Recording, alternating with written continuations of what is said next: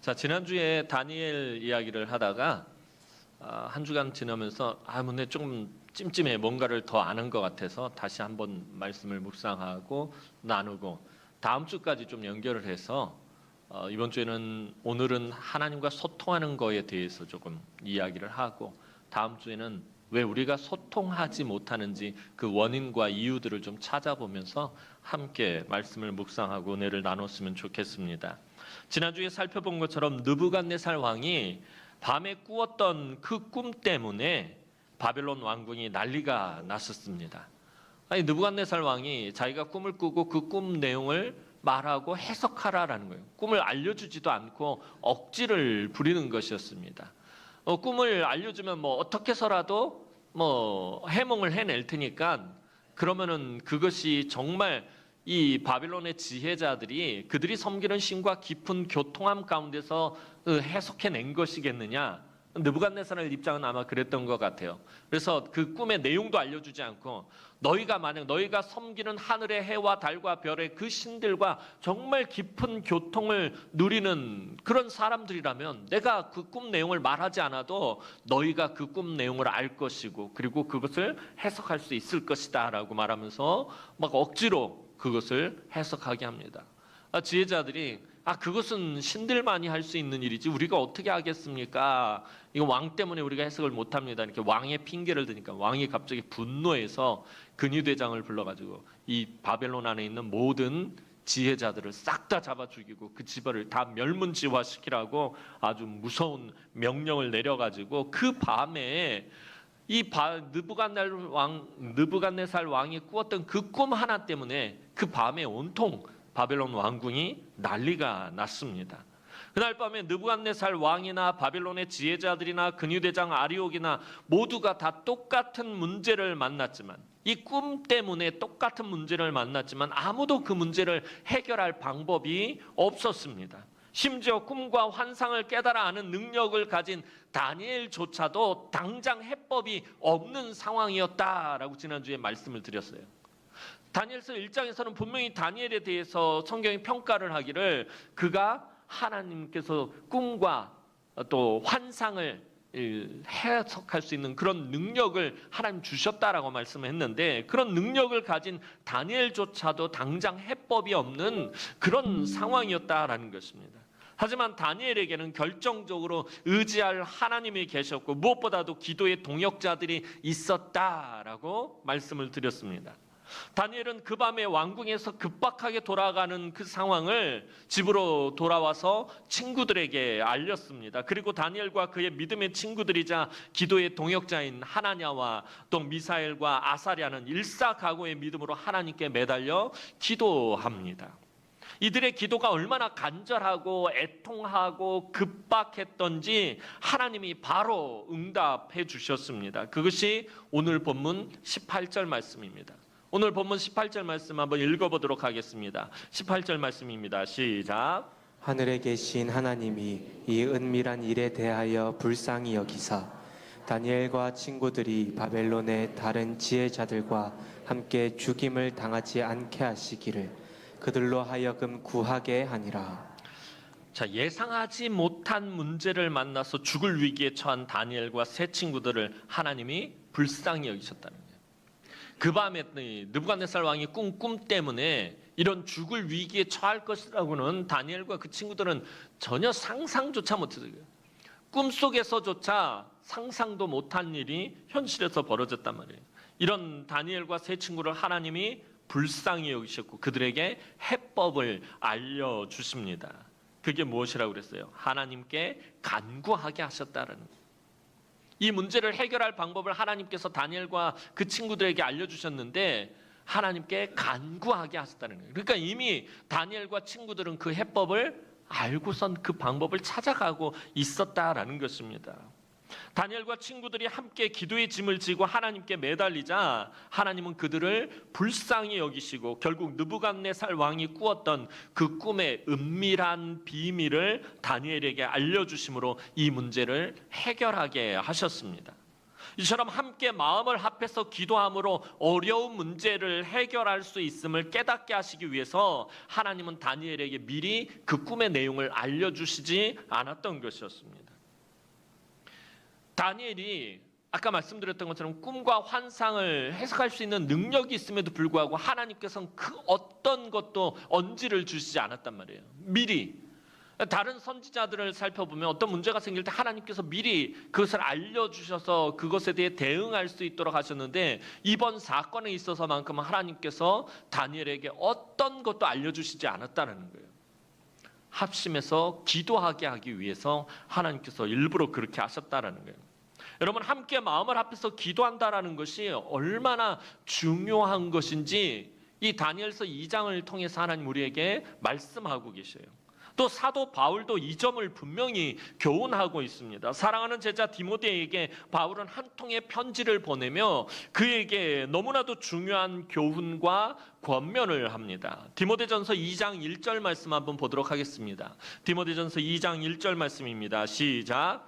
그러므로 내가 첫째로 권하노니 모든 사람을 위하여 간구와 기도와 도고와 감사를 하되. 자, 디모데는 바울의 제자 중에서 가장 어린 제자였습니다. 하지만 맡겨진 사명을 위해 열심히 믿음으로 달려가는 제자였습니다. 그런 제자에게 너무나도 중요한 권면의 말씀을 지금 사도 바울이 주고 있습니다. 내가 첫째로 권하노니 라고 말하면서 그 권면을 시작하는데요. 이 첫째로 권한다라는 말의 원전의 의미는 중요한 것을 내가 간절히 부탁한다라는 의미입니다. 첫째로 권한다, 내가 첫 번째로 권한다는 말은 너무나도 중요한 것을 내가 간곡하게 부탁한다라는 의미입니다. 지금 바울은 너무나도 중요한 것을 디모데에게 권면한다라는 것입니다. 이어서 간구와 기도와 도고와 감사를 하되라고 말하고 있습니다. 이 간구와 기도와 도고와 감사는, 이 네 가지 말은 기도를 각기 다른 말로 표현한 것입니다. 여러분, 이 간구라는 말은 개인이나 공동체의 아주 긴급한 문제를 함께 모여 하나님께 호소하는 것에 초점을 맞춘 기도가 간구입니다.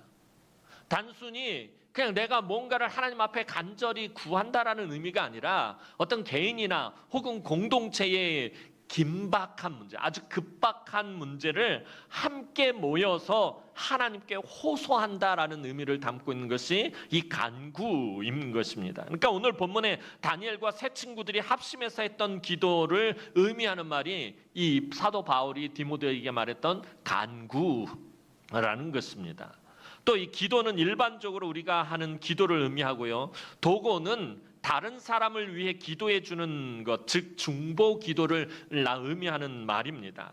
그리고 감사는 말 그대로 하나님의 은혜에 감사하는 기도입니다. 그러니까 사도 바울은 기도를 기도, 간구, 도고, 감사 이렇게 네 가지로 나눠서 이야기하고 있습니다. 그런데 이것이 얼마나 중요한지 사도 바울은 첫째로 권한다라고 말했어요. 디모데야, 내 사랑하는 제자 디모데야, 내가 너에게 첫 번째로 권한다.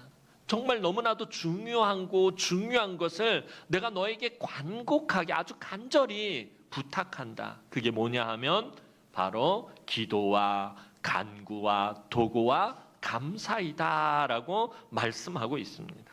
자, 그런데 디모데전서 2장 1절에서 정말 중요하게 관심을 가져야 할 부분이 뭐냐 하면 바로 이 또 간구와 기도와 도고와 감사를 하되라는 이 구절 바로 앞에 있는 모든 사람을 위하여. 디모데전서 2장 1절 말씀 한번 다시 한번 읽어보도록 하겠습니다. 디모데전서 2장 1절 말씀 우리 정독하면서 다시 한번 읽어봅니다. 시작. 그러므로 내가 첫째로 권하노니 모든 사람을 위하여 간구와 기도와 도고와 감사를 하되. 이 모든 사람을 위하여라는 말을 의도적으로 사도 바울이 넣고 있다라는 것입니다. 이게 뭐냐면 그 첫 번째로 권할 만큼 중요한 이 네 가지 기도의 방향성을 나타내고 있다라는 말이에요. 다니엘에게 있어서도 이것이 가장 중요한 부분입니다. 느부갓네살의 꿈 때문에 발생한 그 밤의 급박한 위기 상황에서 다니엘이 선택한 것은 모든 사람을 위하여 친구들과 함께 하나님께 간구한 것이었습니다. 이것이 다니엘이 그 밤에 선택한 문제의 해법이었습니다. 자, 다니엘에 대해서 다시 한번 살펴봅시다. 성경은 다니엘과 친구들이 바벨론의 모든 사람들보다 10배나 뛰어났다라고 분명히 말하고 있어요. 1장에서 보면 이제 바벨론화하는 그 교육을 이 다니엘과 친구들이 받고 나서 느부갓네살 왕이 다 불러 모은 다음에 그들에게 질문을 합니다. 그리고 그 질문에 어떻게 대답을 하나 살펴본 후에 내린 결론이 뭐였냐면은 다니엘과 그 친구들이 이 바벨론의 모든 지혜자들보다 10배나 총명하고 10배나 뛰어났다라고 말합니다. 다니엘서 1장 20절 말씀 보도록 하겠습니다. 다니엘서 1장 20절 말씀입니다. 시작. 왕이 그들에게 모든 일을 묻는 중에 그 지혜와 총명이 온 나라 박수와 술객보다 10배나 나은 줄을 아니라. 다니엘과 친구들은 바벨론의 모든 지혜자들보다 10배나 똑똑했다라는 거예요. 10배나 똑똑. 이 10배가 도대체 어느 정도 되는 거예요? 오늘 날로 치자면은 다니엘과 이 세 친구들은 천재 중에 천재였다라는 거예요. 저와 여러분들보다 10배나 더 똑똑해요. 10배는 더 되겠죠. 이 바벨론에 있는 지혜자들보다 10배가 뛰어나다는 거예요. 그 자리에 모였던 바벨론의 지혜자들은 보통 사람들보다 훨씬 더 탁월하고 뛰어난 사람들이었을 거예요. 근데 그 사람들보다 10배나 더 똑똑하고 총명한 천재들이었다라는 것입니다. 여러분, 그렇다면 총명하고 똑똑한 10배나 더한 그 똑똑한 머리로 다른 방법을 찾아낼지 못했겠느냐라는 거예요. 그 밤에 지금 엄청난 문제가 터졌는데 아마 다니엘과 그 친구들은 10배나 되는 그 총명함과 똑똑함을 가지고 분명히 다른 방법을 찾을 수 있었을 것입니다. 10배나 똑똑한 머리로 느부갓네살을 설득할 수도 있었을 테고 또 다른 어떤 방법을 모색해서 그런 해법을 제시할 수 있었을 것입니다. 그런데 다니엘이 그 총명하고 똑똑한 머리로 위기를 모면할 다른 답을 찾지 않고 집으로 돌아가서 친구들과 함께 기도했다라는 거예요.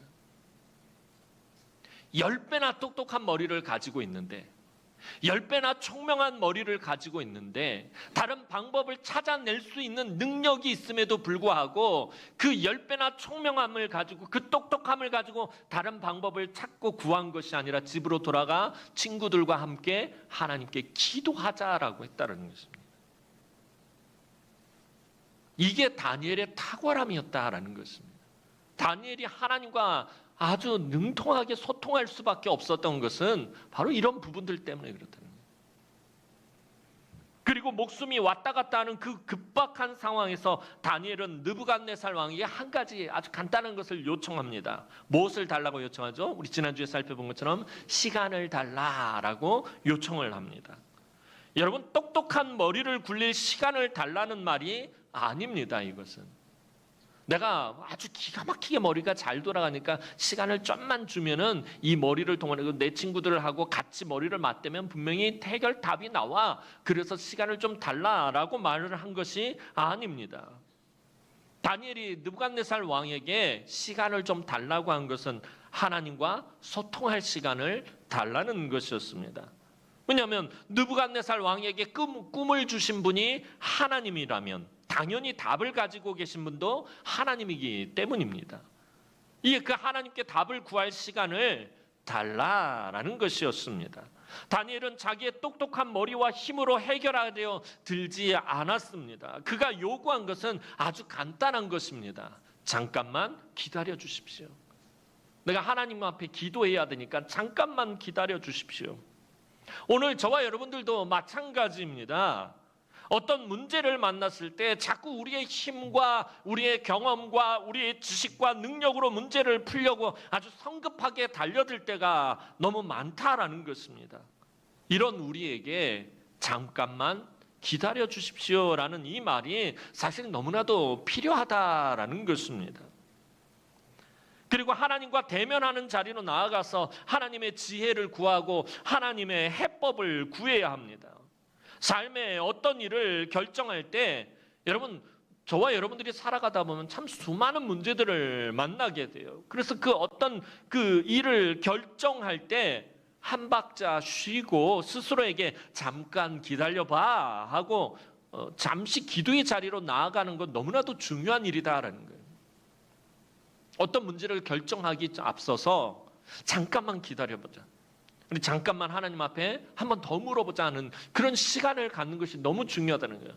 우리 지난번에 금요 기도회 때 느헤미야를 강의할 때 말씀드렸던 것처럼 느헤미야의 리더십의 핵심은요, 기도에 있었다는 거예요. 그 짧은 순간 왕에게 나가서 대답해야 하는 그 숨 한 번 들이쉬는 그 짧은 순간에도 느헤미야는 하나님께 기도했다는 거예요. 그 잠깐을 이용해서 하나님께 묻고 구하고, 그러한 시간들이 우리에게 필요하다라는 거. 어떤 결정을 내리기에 앞서서 잠시 쉬면서 한 박자 숨을 고르면서 하나님께 이 문제를 다시 묻고 구하는 이 시간이 너무나도 중요하다는 거. 그 잠깐의 시간이, 그 잠깐의 시간이 더 큰 은혜와 복의 자리로 우리를 이끌기 때문입니다. 여러분, 내 생각이 앞서고 내 목소리가 커지고 내 감정이 막 요동하고 내 마음이 조급할 때 잠깐 기다려라고 우리 스스로에게 외쳐야 된다는 거예요. 우리의 마음이 막 요동하고 내 목소리가 막 커지고 감정이 흔들리고 마음이 막 조급해질 때 여러분들 마음을 향해서 스스로 외쳐요. 잠깐 기다려. 잠깐만 멈춰서봐. 잠깐 숨을 좀 골라봐. 그리고 기도의 자리로 나아가야 한다는 거예요. 여러분, 우리보다 10배는 더 똑똑한 다니엘도 기도의 자리로 나아갔는데, 다니엘보다 못한 우리가 기도의 자리로 나아가지 않으면 아무 해법이 없다라는 것입니다. 우리보다 10배나 똑똑하고 총명한 사람도 모든 거 내려놓고 하나님 앞에 기도하는 자리로 나아갔는데, 저와 여러분들이 무슨 배짱으로 기도하지 않고 삶의 문제들을 해결하려 드느냐라는 것입니다. 여러분, 오늘 본문에서 또 한 가지 흥미로운 것은요, 오늘 본문 18절 말씀 맨 마지막 부분을 보면 구하게 하니라 라는 구절에서 이 구하다라는 말입니다. 하나님이 다니엘과 친구들을 불쌍히 여기셔서 그들로 하여금 하나님께 구하게 했다라고 하는데, 이 구하다라는 말은, 이 말이 히브리어 원전에서는 찾다, 간청하다라는 그런 의미로도 사용이 되어집니다. 그러니까 하나님께 찾게 했다, 간청하게 했다라는 그런 말이에요. 그런데 이 말이 다니엘서 2장에서 사용하는 곳이 한 곳 더 있습니다. 2장 13절 말씀 한번 보도록 하겠습니다. 2장 13절 말씀입니다. 시작. 왕의 명령이 내림에 지혜자들은 죽게 되었고 다니엘과 그의 친구들도 죽이려고 찾았더라. 자, 왕의 명령이 내림에 지혜자들은 죽게 되었고 다니엘과 그의 친구들도 죽이려고 찾았더라라는 23절에 맨 마지막 부분에 나오는 찾았더라라는 말이 바로 오늘 본문에 구하게 하다 할 때 이 구하다라는 말과 같은 히브리어를 사용하고 있습니다. 똑같이 찾고 구하는 의미의 말을 사용하는데 그 내용과 의미는 전혀 다르다라는 것입니다. 2장 13절에서는 느부갓네살이 지금 막 자기의 분을 참지 못해가지고서는 그 분노를 쏟아부을 사람들, 죽이려고 할 사람들을 찾고 있었지만 다니엘은 너무나도 힘들고 어려운 문제 가운데 그 문제를 해결해 주실 하나님을 찾고 있었다는 거예요. 똑같이 찾고 구하고 있었는데 느부갓네살과 다니엘은 전혀 다른 길을 가고 있었다는 거예요. 똑같은 단어를 쓰고 있어요. 찾고 구하다 막 이런 거예요. 정말 간절히 찾고 구하는데, 근데 느부갓네살은 자기의 분노를 쏟아부을 대상을 찾고 있었고 이 다니엘은 이 문제를 해결할 대상을 찾고 있었다라는 것입니다. 즉 우리가 삶의 문제를 만났을 때 그 문제를 해결하지 못하면 느부갓네살처럼 그 문제의 본질을 보지 못하고 자꾸 남을 탓하고 원망하며 누군가에게 그 문제의 책임을 돌리려고 할 때가 많다라는 것입니다. 여러분, 자녀들 키워볼 때 문제는 어릴 때 아이를 이렇게 막 키우면서 같이 예를 들면 그림 그리기를 하는데 이 파란색을 이렇게 색칠하다가 조금만 이렇게 밖으로 픽 삐져나갔어. 그럼 아이가 대번에 뭐라 그래요? 막 울면서 엄마 때문에 이게 이렇게 돼버렸더니 엄마가 뭘 잘못했다고? 그의 망친 것에 대한 그 문제를 누구에게 제기하고 있는 거예요? 자기가 잘못한 건데 엄마 탓을 한단 말이에요. 사람들이 그래요. 이미 어려서부터 자꾸 남 탓을 하고 이 원망하며 누군가에게 문제의 책임을 돌리려고 한다는 거예요. 어려서부터 저와 여러분들은 그렇게 자라왔고, 그러니까 지금도 그런 거예요. 삶에 무슨 문제가 생기면 자꾸 남 탓을 하려고 드는 거예요. 내가 지금 고난의 시간을 걸어가면 자꾸 남 탓을 하는 거예요. 내가 부모님 때문에 내가 가난한 집에 태어나서, 내가 남편을 잘못 만나서, 내가 아내를 잘못 만나서 자꾸 남 탓을 하게 돼요. 심지어 도가 선을 넘어가게 되면 하나님 탓을 하게 돼요. 하나님 때문에 내가 이런 고난을 당한다. 다른 사람을 탓하고 책망하고 비난하고 욕하고 흠을 잡는 일에 우리는 너무나도 익숙해 있다라는 것입니다. 여러분, 그러면은 문제는 전혀 해결되지 않고 더 큰 문제를 불러일으키고 상처와 갈등만이 남게 되어 있습니다. 느부갓네살 왕이 지금 이 문제를 해결하기 위해서 막 잡아 죽일 사람들 자꾸 남 탓하고 원망하고 지금 막 책망하고 그대로 계속 진행되었다면 그 밤에 바벨론 성 안에는, 그 왕궁 안에는 정말 비참한 일만 남게 되었고 상처와 갈등만 남게 되었을 것입니다. 다니엘은 문제가 터진 그 급박한 밤에, 사실 다니엘서 2장은 그 밤에 일어난 일들이에요. 그 급박한 밤에 잠깐만 기다려 주십시오 요청하고 친구들과 하나님께 그 문제의 답을 구하고 있습니다. 하나님과의 소통을 통해서 그 답을 찾으려 하고 있습니다. 이처럼 다니엘이 하나님을 찾고 구한 것 그 자체가 사실은 하나님의 놀라운 은혜였던 것이에요. 다니엘이 자기의 똑똑한 머리를 믿지 않고 하나님과 대면하는 자리로 나아가자 하나님이 다니엘과 그 친구들이 무엇을 찾고 무엇을 구해야 하는지 정확하게 알게 하셨더라는 것입니다. 하나님을 찾고 구하자 하나님은 즉시로 다니엘에게 해법을 알려주십니다. 다니엘과 세 친구들이 자기들의 똑똑한 머리와 총명함을 의지하지 않고 하나님을 찾고 구하는 자리로 나아가자 하나님은 그들과 소통하셨다라는 거예요. 여러분, 우리가 신앙생활하면서 어떻게 하나님과 소통할 수 있는 것입니까? 여러분, 기도의 자리로 나아가지 않으면 절대로 하나님과 소통할 수 없다는 거예요. 여러분들이 신앙생활을 50년, 60년, 70년을 했어도 기도의 자리로 나아가지 않으면 절대로 하나님과 소통할 수 없다라는 것입니다.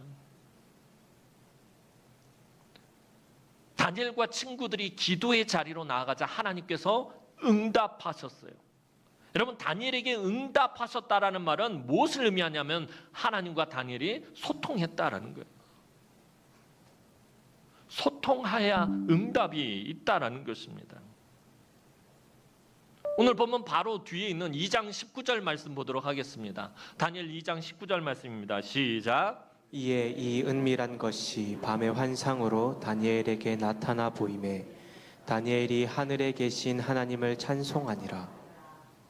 여러분, 급박한 위기 상황에서 친구들과 함께 하나님을 찾고 구하며 하나님과의 소통의 자리로 나아가자 하나님이 느부갓네살 왕에게 그 주셨던 꿈에 보여주신 그 은밀한 것을 다니엘에게 알려주십니다.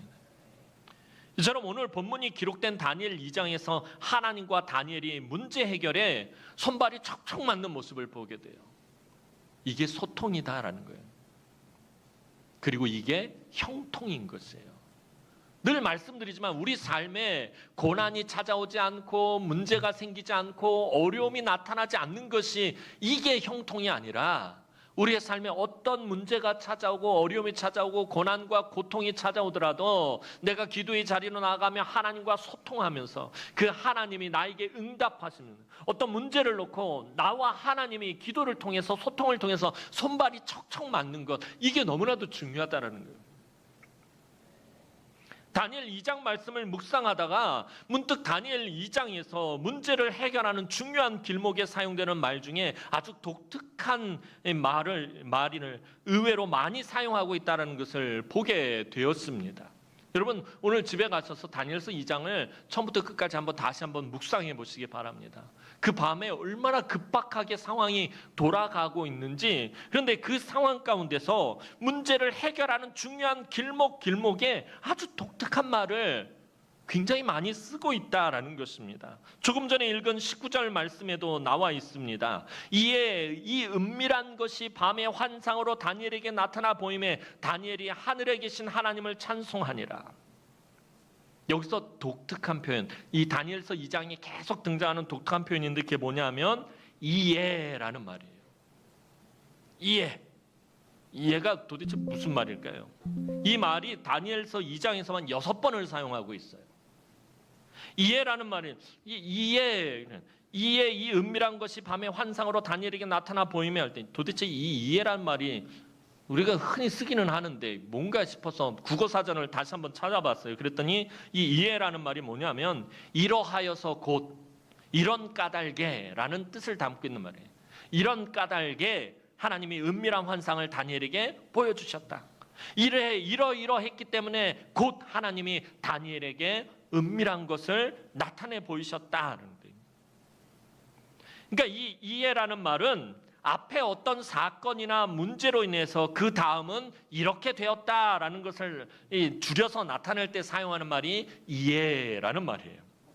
그러니까 느부갓네살 왕이 분노하여서 바벨론의 모든 지혜자를 잡아 죽이려고 할 때 다니엘이 왕에게 잠깐만 기다려주시면 곧 해석을 알려드리겠다라고 말합니다. 이런 까닭에 다니엘이 17절에 이에 다니엘이 친구들에게 이 일을 알리고 함께 기도하는 것을 보게 돼요.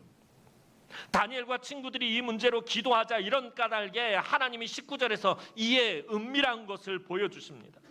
하나님이 느부갓네살 왕에게만 보여줬던 은밀한 것을 다니엘에게 보여주시자 이런 까닭에 다니엘은 24절에 보면 이에 왕의 근위대장 아리옥에게 지혜자들을 죽이지 말고 자기를 왕에게 인도하면 그 해석을 알려주겠다라고 말합니다. 다니엘이 해석할 수 있다라는 말을 듣자 이런 까닭에 아리옥은 25절에서 이에 다니엘을 급히 데리고 들어가 왕에게 다니엘이 해석할 수 있다라고 말을 합니다.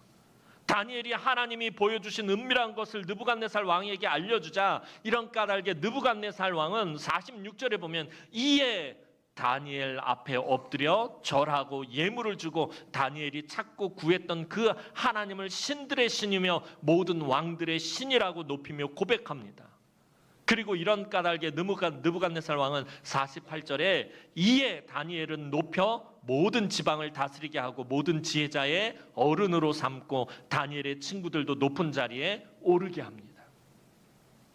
지금 목사님이 뭔 말씀을 하시나 다들 그런 눈빛으로 쳐다보고 있어요. 그러니까 집에 돌아가셔서 다니엘서 2장을 다시 깊이 묵상을 해보셔야 돼요. 이게 이해라는 말이 뭐냐면 아까 말 앞에 어떤 문제에 대해서 하나님께서 어떻게 반응하시느냐 이해라는 거예요. 이 밤에 급박하게 상황이 막 돌아가는 그 순간 속에서 다니엘이 하나님께 기도했더니 하나님께서 이렇게 응답하시고 이렇게 응답하신 가운데서 다니엘이 이렇게 행하셨더니 하나님이 또 이렇게 행하시고 계속해서 이해에 대해서 이해로 하나님이 계속해서 응답하시고 이 사건을 이끌어 가셨다는 거예요. 문제로 시작해서 결국에 나중에 어떻게 돼요? 다니엘이 높은 자리에 올라가는 것으로 끝나게 되더라는 거예요. 이게 소통이라는 거예요. 하나님과의 소통. 막힘이 없잖아요. 전혀. 문제가 없고 고난이 없고 어려움이 없는 것이 아니라 문제도 있고 고난도 있고 어려움도 있고 급박하게 상황은 돌아가지만 막힘이 없다라는 거예요. 그 힘들고 어려운 상황 속에서 이런 까닭에 하나님이 계속해서 다니엘에게 응답하고 계시는 거예요. 계속해서 다니엘을 이끌고 가고 계시는 게 이게 바로 소통이다라는 거예요. 오늘 저와 여러분들이 이 땅을 살아가면서 삶의 급박한 문제를 만나기도 하고 어려운 문제를 만나기도 하고 힘겨운 문제를 만나기도 하지만 그럴 때 여러분들이 기도의 자리로 나아가서 하나님을 찾고 구하면 이에 하나님이 이렇게 응답하시고 그 응답하시면 내가 또 살아갈 때 하나님께서 또 이에 이런 은혜들을 베풀어 주시고 계속해서 막힘이 없게 해주신다라는 거예요. 이게 소통이다라는 거예요. 하나님과의 소통이에요. 그것이 형통한 삶이다라는 것을 오늘 다니엘서 2장을 통해서 하나님은 우리에게 알려주고 계신다라는 것입니다. 계속해서 문제가 해결되는 그 중요한 부분에 이해라는 말이 계속되고 있다는 거예요. 그 급박한 위기 상황에서 다니엘과 세 친구들이 함께 하나님을 찾고 구하며 기도의 자리로 나아가자 하나님은 이런 까닭의 문제를 해결해 주실 뿐만 아니라 하나님과 소통하는 기쁨과 만족을 알게 하셨다는 거예요. 하나님과 소통하는 것이 얼마나 기쁜 일인지 그것을 알게 하셨다는 거예요. 여러분, 하나님과 소통하는 기쁨이 뭔지 여러분들 아십니까? 맨날 먹통이라서, 불통이라서, 이게 먹통과 불통이 계속되면 뭐가 일어나냐면 심통이 일어나는 거예요.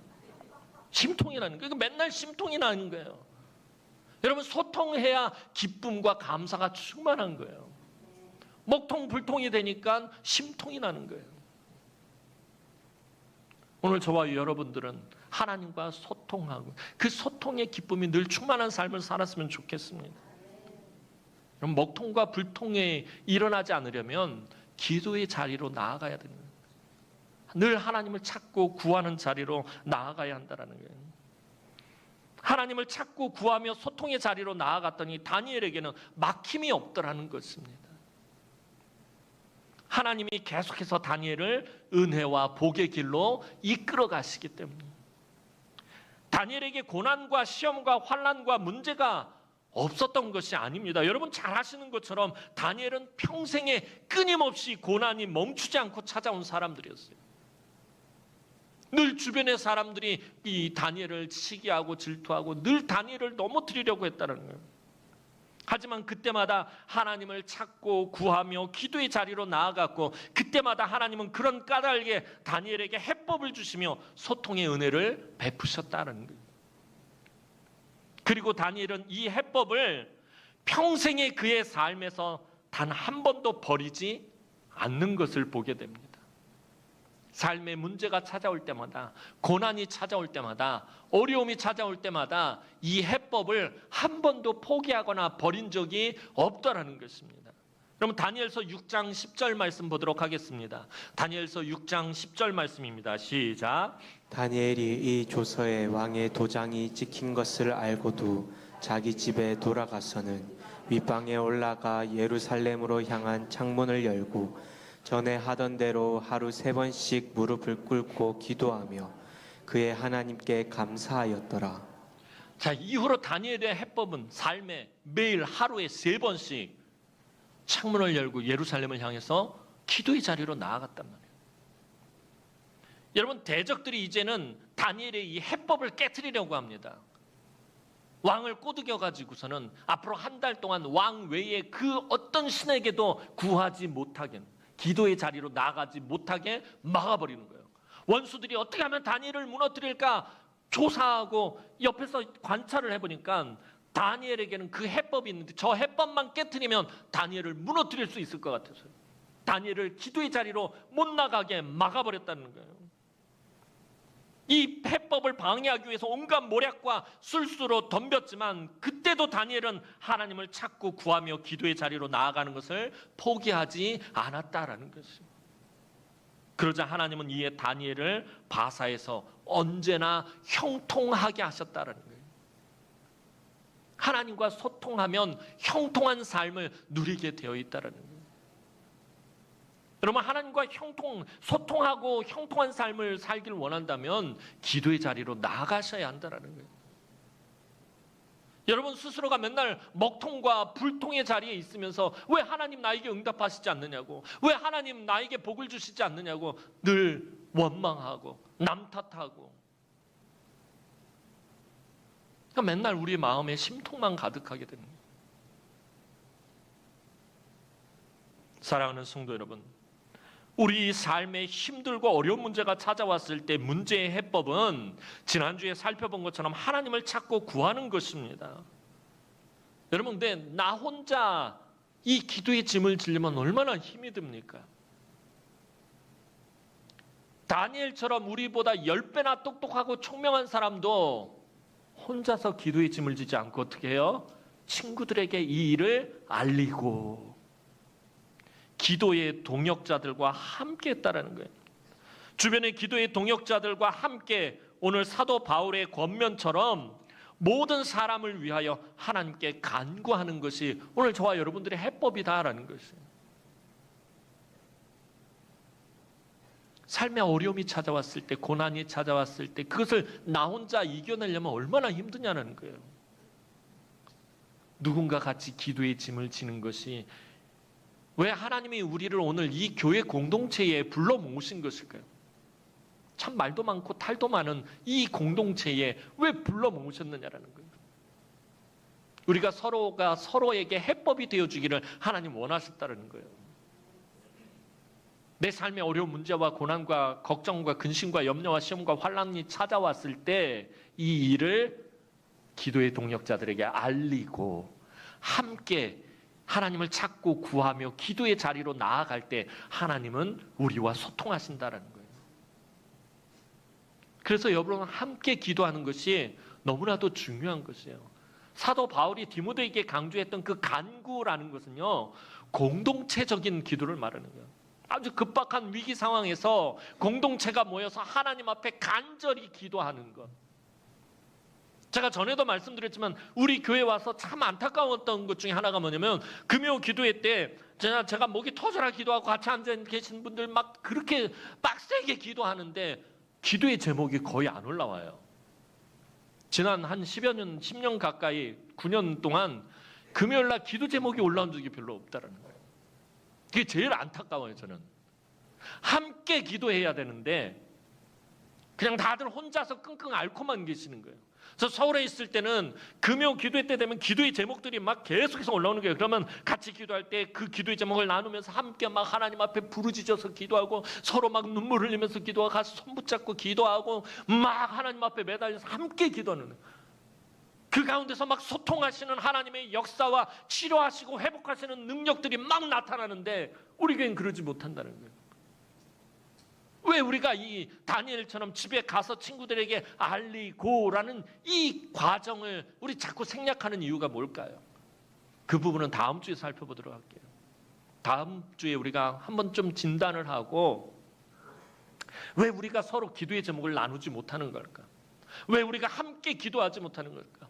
왜 서로 붙잡고 왜 눈물 흘리며 함께 그 기도의 제목을 나누지 못하며 하나님과 소통하지 못하는 것인지 우리 그 부분은 다음 주에 살펴보도록 하겠습니다.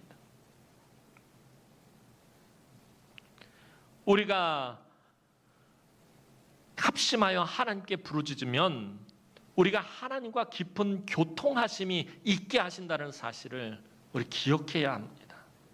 바벨론과 같은 삶의 문제들이 우리를 찾아오고 급박한 문제들을 만날 때 우리는 잠시 숨을 고르며 다니엘과 같은 방식으로 삶의 문제들의 해법을 찾아야 합니다.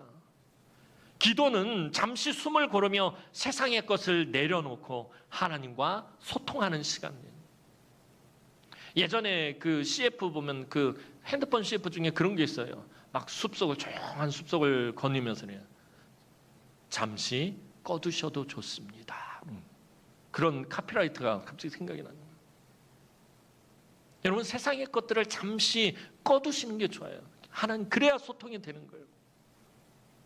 세상의 소리가 내 귀에 계속 들리면은 하나님과 소통할 수가 없는 거예요. 잠시 세상의 것들을 내려놓고 하나님과 숨을 고르면서 다니엘과 같은 방식으로 삶의 문제들의 해법을 찾아야 합니다. 세상의 것을 내려놓고 인간적인 생각과 인간적인 것들을 내려놓고 하나님과 소통하는 시간이 바로 기도입니다. 우리의 삶에 하나님을 찾고 구하는 기도의 시간이 없기 때문에 우리의 삶이 불통이 되고 먹통이 일어나는 것입니다. 이 불통과 먹통이 계속되면 우리 안에 심통이 발생하고요. 우리 안에 심통이 넘쳐나면 우리의 삶이 밥통이 돼버립니다. 계속 통짜 돌리면서 죽는 거예요. 밥통 같은 삶을 사는 거예요. 우리 어릴 전에 애들 키우면 저도 그랬어요. 애들이 좀 바보 같은 짓 하면 야 이 밥통아 그러는데 먹통과 불통이 계속되면 심통이 일어나고 심통이 계속되면 바풍 같은 삶을 살게 된다는 거예요. 오늘 본문에서 보듯이 하나님을 찾고 구하면 하나님은 문제를 해결해 주실 뿐만 아니라 하나님과 소통하는 기쁨을 누리게 하신다라는 거예요. 여러분, 예수 믿는 사람들의 가장 큰 특권 중에 하나는 하나님과 교통하는 거예요. 소통하는 거예요. 내가 기도할 때에 하나님이 나의 기도를 들으시고 응답하시는 것. 이게 예수 믿는 사람들이 가장 큰 특권이자 가장 큰 축복이다라는 거예요. 이 험한 세상을 살아갈 때, 이 광야와 같은 세상을 살아갈 때, 이 바벨론과 같이 급박한 문제가 일어나는 세상을 살아갈 때 하나님과 소통하는 것이 가장 큰 축복인 줄로 믿으시기 바랍니다. 엄밀히 말하면 여러분, 문제를 해결받는 것보다 더 중요한 것이 있는데 그게 뭐냐면 하나님과 소통하는 기쁨을 누리는 거예요. 근데 우리는 자꾸 문제 해결에만 너무 집착하고 그 문제 해결에만 막 그 우리의 초점이 맞춰져 있다 보니까 그 문제를 해결해 가는 과정 속에서 아까 말씀드렸던 것처럼 다니엘이 이해 막 그런 거예요. 그 하나님과 소통하는 기쁨을 우리는 놓치고 지나갈 때가 많다는 거예요. 문제 해결에만 그냥 얽매여 있는 거예요. 하나님은 그 문제를 해결해 주실 뿐만 아니라 하나님과 소통하는 기쁨을 우리에게 주시기를 원하시는데 우리는 그 하나님과 소통하는 자리로 나아가지 못하고 그저 문제 해결안 받는 데서만 멈춰 서 있다는 거예요. 정말 중요한 것은요, 문제를 해결받는 게 아니라 하나님과 소통하는 거예요. 그 소통하는 기쁨, 와, 하나님과 소통하면 내가 이런 기쁨, 충만함을 누리는 거예요. 기도의 자리에서 기쁨이 충만한 거예요. 여러분, 삶에 참 걱정과 근심과 염려가 넘어져서 눈물 쏙 빼면서 하나님 앞에 나와서 막 기도하는데 그 기도하면서 기쁨이 충만해지는 것, 감사가 넘쳐나는 것. 여전히 삶의 문제들은 해결되지 않았지만, 여전히 나는 병들어 있지만, 여전히 삶의 고난이 있지만 기쁨이 다시 회복되어지고 충만해지는 것, 은혜가 다시 충만해지는 것, 감사가 입에서 계속해서 터져 나오는 것, 이게 하나님과 소통하는 기쁨이다라는 것입니다. 오늘 우리 남흥의 모든 성도들이 그 기쁨을 누리고 그 기쁨이 회복되어지기를 소망합니다. 여러분, 요셉이 그 삶에 참으로 말로 다 할 수 없는 고난이 찾아왔지만 그는 늘 하나님과 소통하며 살았어요. 그의 삶에 여전히 문제가 있었고 그 문제가 해결되지 않았어도 요셉이 하나님과 소통하자 성경은 요셉이 형통하였다라고 말하고 있더라는 것입니다. 오늘 비록 여러분의 삶에 여러 가지 문제와 어려움이, 고난이 있을지라도 다니엘처럼 서로 이 일을 알리고 기도의 동역자들과 함께 항상 기도의 자리에서 하나님과 소통하며 그 기쁨을 충만하게 누림으로 결국에는 그 소통이 형통이 되는 은혜를 풍성하게 누리시는 우리 남흥의 모든 성도들이 되기를 주님의 이름으로 축원합니다. 기도드리겠습니다. 사랑과 은혜가 많으신 아버지 하나님, 은혜와 사랑을 진심으로 감사를 드립니다. 오늘도 아버지 하나님 앞에 예배자로 나온 우리 사랑하는 주의 귀한 성도들, 하나님 이 땅을 살아갈 때에 늘 삶의 어려운 문제들과 급박한 문제들과 힘들고 참 지치게 하는 그런 고난과 걱정과 근심과 염려와 시험과 환난이 끊이지 않고 일어나지만 그때마다 하나님 앞에 나와 아버지 하나님 기도의 문을 두드리고 합심해서 하나님을 찾고 구할 때에 하나님과 소통하는 그 기쁨이 충만해지며 하나님 그 소통이 형통이 되는 은혜를 풍성하게 누리는 우리 남흥의 모든 권속들이 되게 하여 주옵소서. 감사드렸고 예수님의 이름으로 기도하옵나이다. 아멘.